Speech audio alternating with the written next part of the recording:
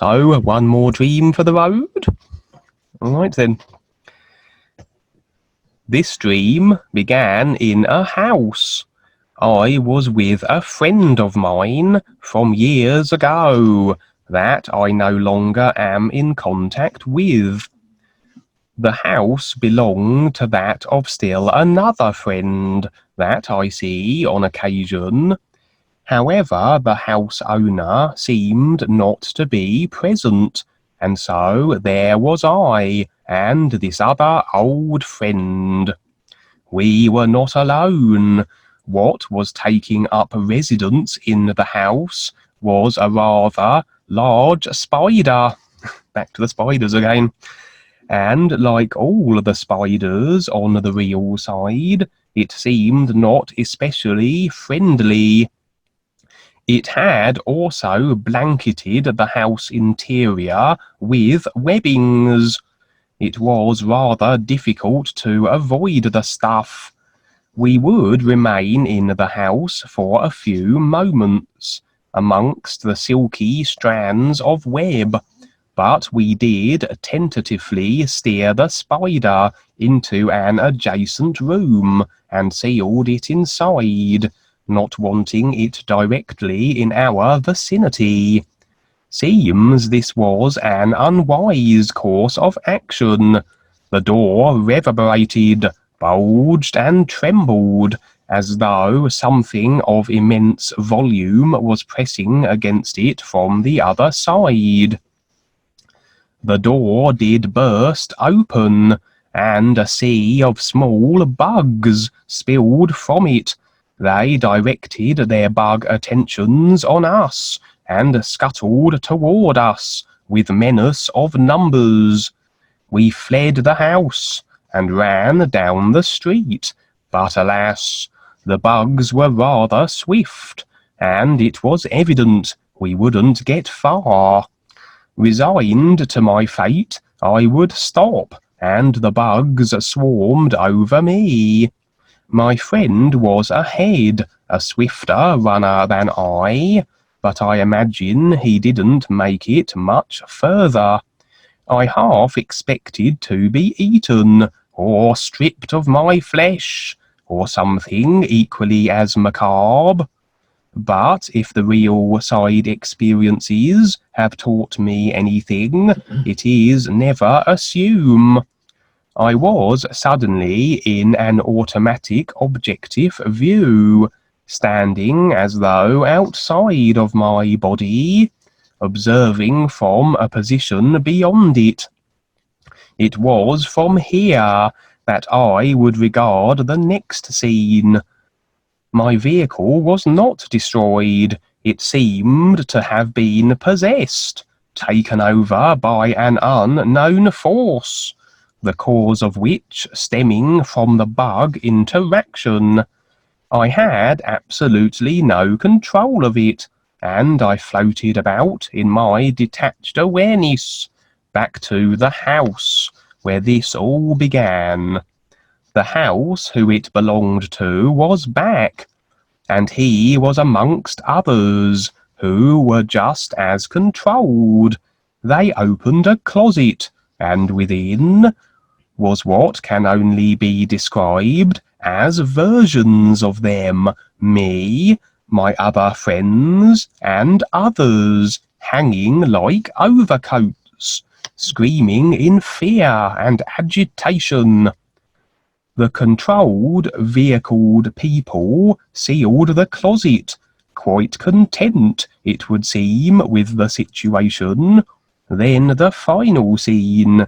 I was in some kind of a new world. It had similarities to Earth.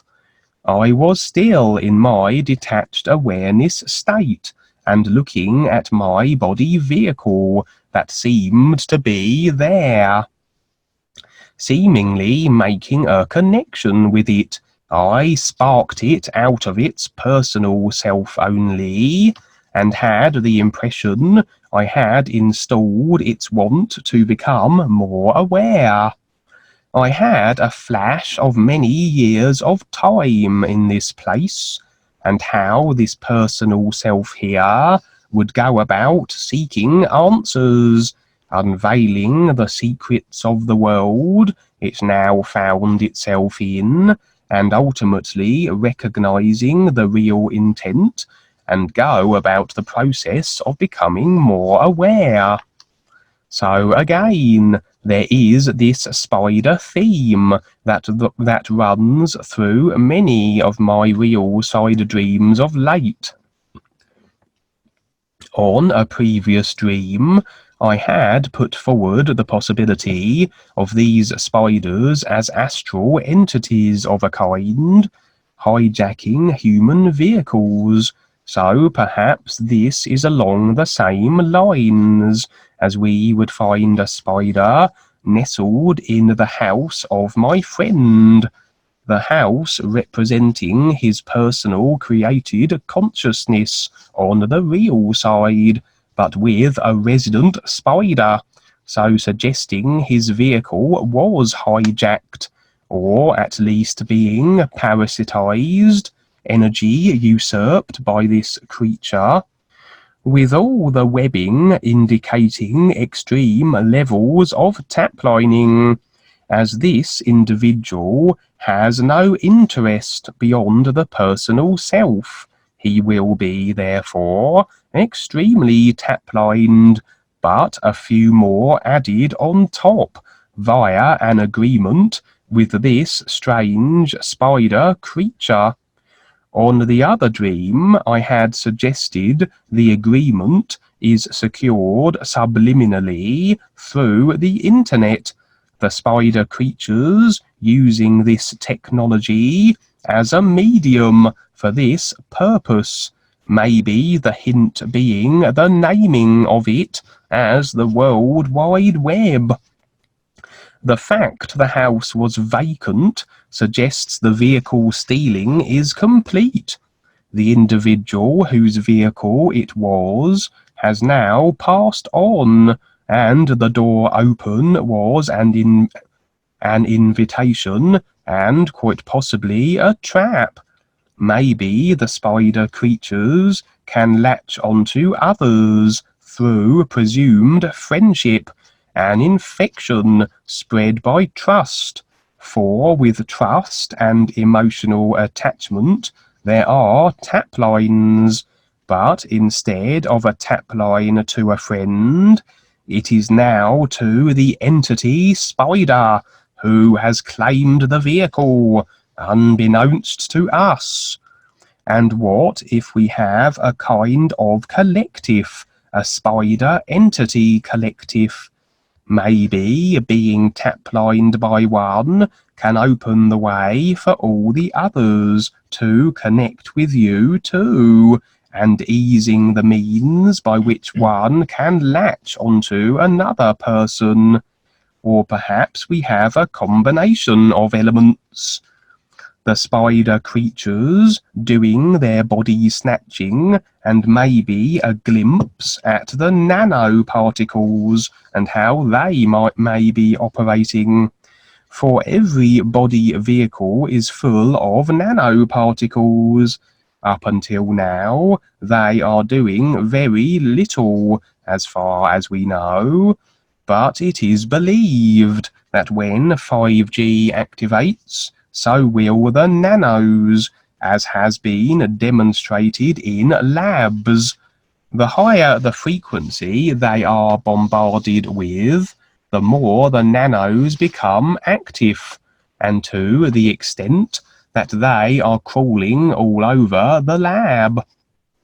So maybe we displaced the spider entity. We put it in a different room. We couldn't get it out of the house. So who knows? Maybe we placed the stolen vehicle in a coma. At least it can't forge friendships and place tap lines.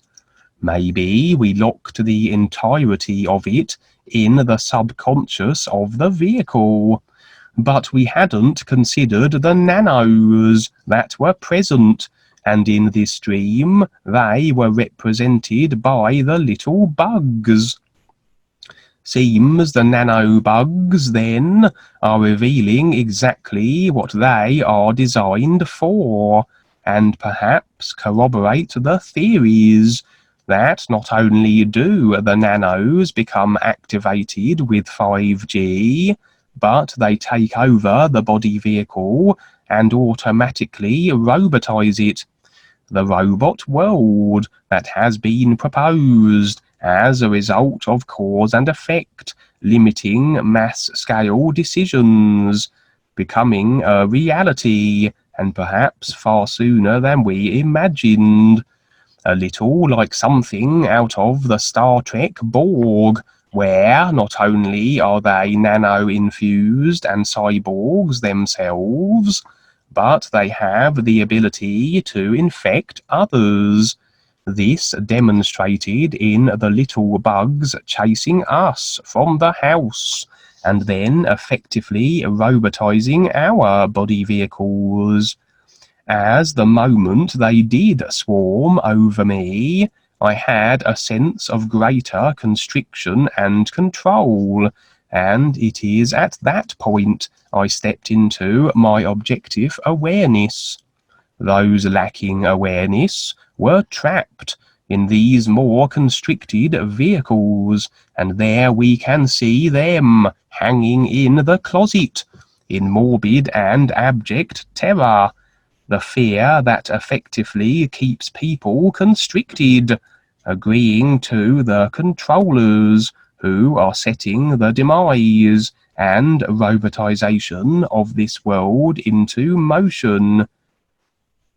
I was there too, in the closet, or my personal created self at any rate, locked in my body vehicle.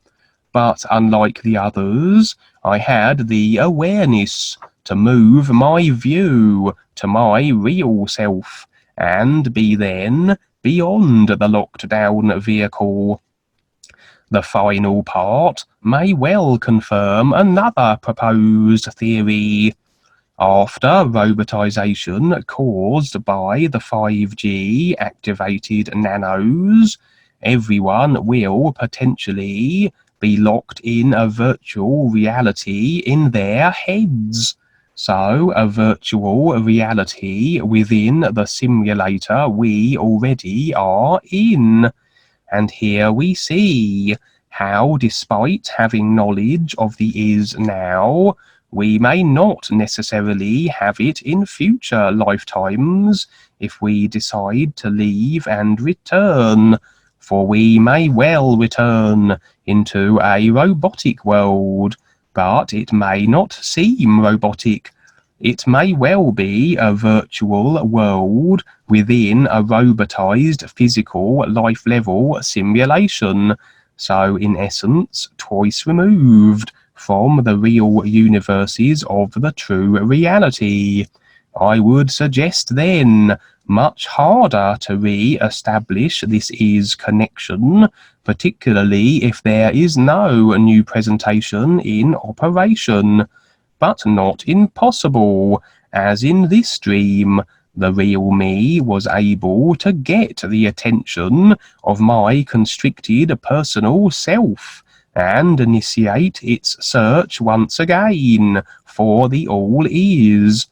It was a little like the Matrix then, people trapped in a virtual world that is all robotized, and it's interesting how they are releasing another Matrix movie, The Matrix Part 4, and so that may well be very timely in light of this dream and what's happening with all this nano and 5G stuff. The final confirmation, perhaps, of the scenario described here. And that ends that one.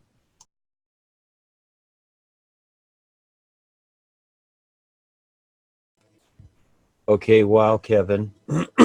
Those three are terrific, and your overview on all this is just great. Again, yes, please write these down and share these a lot, because again, this is what's happening. It's kind of like your whole experience here, because you're very detailed. Is like someone stealing your car is really what the bodies are. So, you know, we all have our impressions of the body and the personal self. And again, we need it for that objective view, because now you see what's going on, you see what's possible, you see what's happening to others. You have all these viewpoints because we are in creation. The bigger picture, again, is to recognize the is. Those people that, you know, don't have that possibility, their resolve is, yes, it's the fear, it's the worry, it's like, what do I do, or pretend, or pray to God, or whatever the whole scenario is that they've been taught, the old routines that just keep them encumbered and trapped. So yes, it's a squeaky little journey, you might say, to squeak through all this stuff and to see it. But yes, thank you so much for your objectivity. That's terrific. There's so many ways to say it, and you are a witness. You're the great witness too, like everyone else. So I can present this, but just like in the courtroom, when the witness takes the stand, all the attention is there. People listen.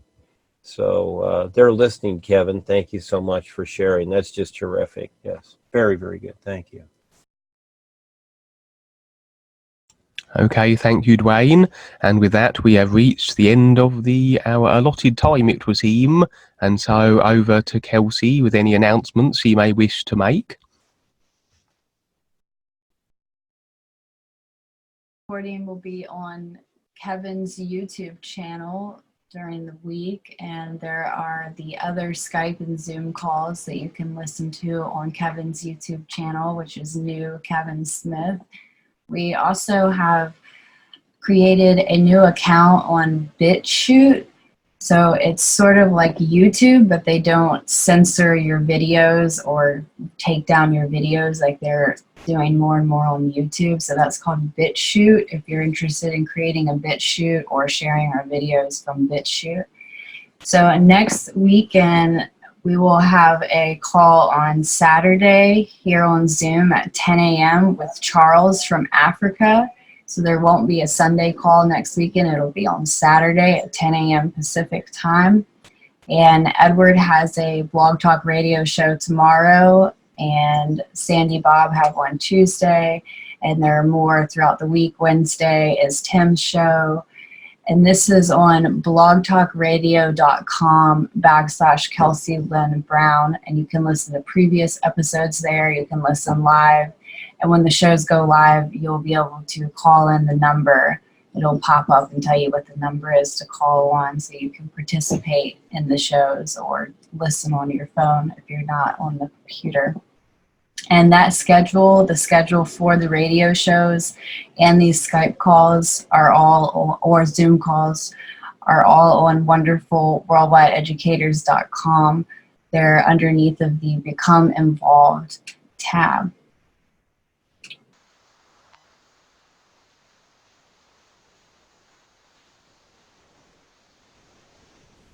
Terrific, Kevin. Again, it's just really terrific what you do, and I will share it too. So yes, please write it down and share this. Yeah, everybody needs to know because it's only getting worse. And yes, a heads up with the nanotechnology and how 5G ignites it. They're just looking for agreement, but eventually they'll get it from everybody because people will give in. So, and you're getting objective views showing what's taking place more so and more so. It's not getting any better. So yes, it is a heads up. Let's see what happens next. So see you next time. Thank you so much, Gwen and Peter, and you, Kevin. You have a wonderful son there. Lucky you. Okay, thank you very much, Dwayne. And we will see you all next time. See you all on the real side.